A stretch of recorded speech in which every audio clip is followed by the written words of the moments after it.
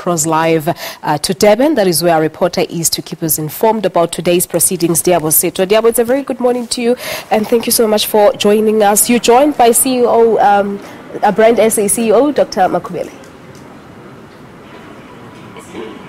That's right, Palista. Good morning to our viewers at home. Yes, I'm joined by Dr. Kingsley Makhubela. He is the Chief Executive Officer at Brand SA. Of course, Brand SA is tasked with selling South Africa, marketing South Africa, and maintaining the South African brand. But let's find out from him if we were able to achieve that with this 3-day meeting and what he makes of how Durban hosted this conference. Dr. Makhubela, thank you so much for making time to speak to us.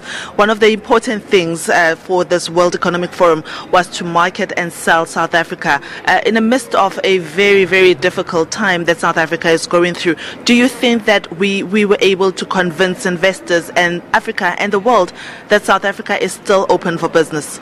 Morning, Diabo. The strategic positioning of our nation as a reputable nation to host major events very safely, actually, without any incident, is something that we like the whole world to get exposed to it, because conferences are part of the big events around the world that actually many countries are contesting to host them.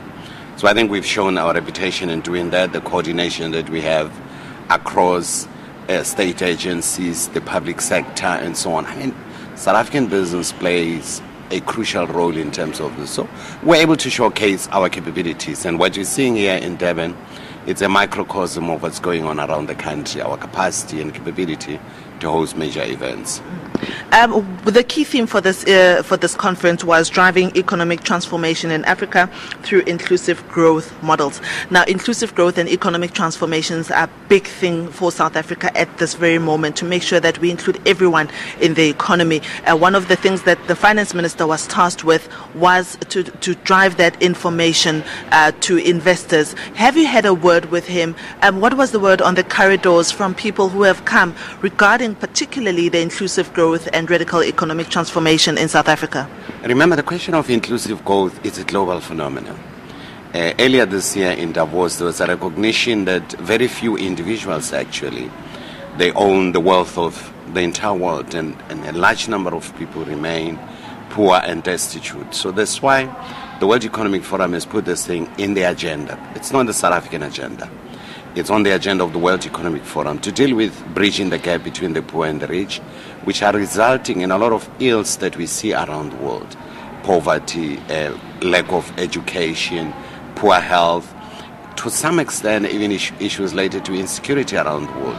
So the world is becoming alive to the challenges of this inequality. And of course, as you deal with the question of inclusive growth, you are going to deal and bridge the gap with respect to matters that are so pertinent to South Africa. They really affect some of these issues. And I think we're able to articulate as a country, how are we dealing with inclusive growth?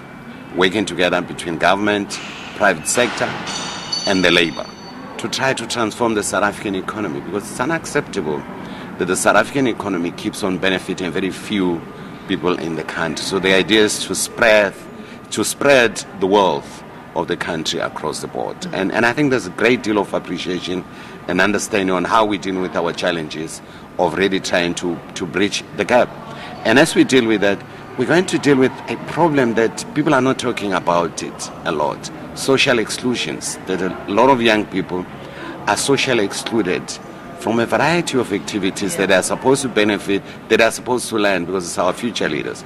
That's why we had Minister Ayandla Dlodlo here hosted young people to discuss their inclusion with respect to ICT and how can they leverage ICT and become innovative as we move forward.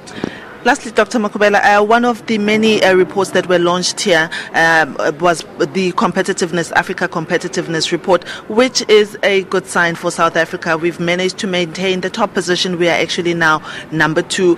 There are some green shoots and very good things that are happening despite everything that is happening. That is quite encouraging, isn't it? Our financial institutions remain very resilient. Our institutions of governance actually are highly regarded around the world. And that's what all of us as South African We need to spend our resources in building good institutions of democracy.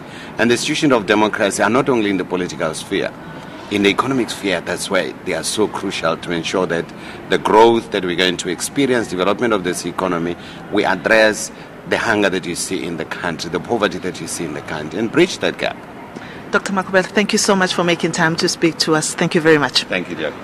Well, that was Dr. Kingsley Makhubela. He's the Chief Executive Officer for Brand South Africa, which of course is the pillar of making sure that we sell South Africa's brand, we sell what we're about, and we attract investor confidence, and it's back to Johannesburg.